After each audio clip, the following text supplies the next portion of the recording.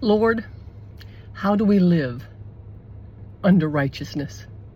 This is a question I asked God after I read 1 Peter 2:24, who his own self bare our sins in his own body on the tree, that we, being dead to sins, should live unto righteousness, by whose stripes ye are healed. After reading that, I said, Lord, how do we live under righteousness? And this is what I heard.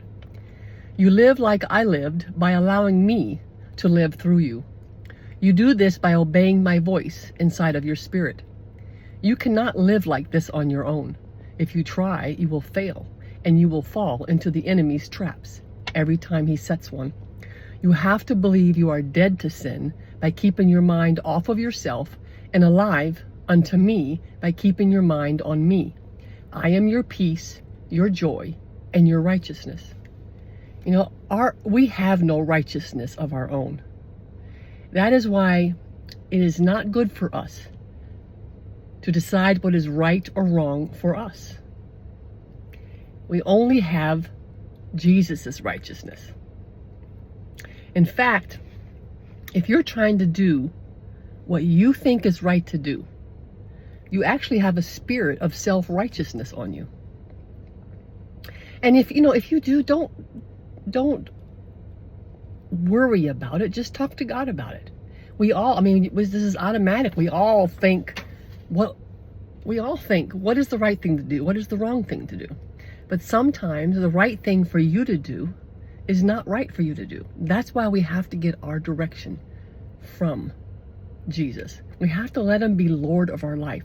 This is how he lives his righteous, perfect life through us. In fact, it was maybe a couple weeks ago, he said, Barbara, what does a child do? A child just plays.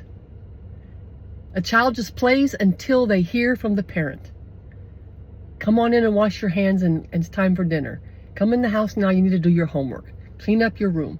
But in between that, a child plays. And God said, you're my child, Barbara. That's what I want you to do. I want you to play. I want you to have fun. I made this life for you. And I want you to enjoy it. I want you to enjoy me.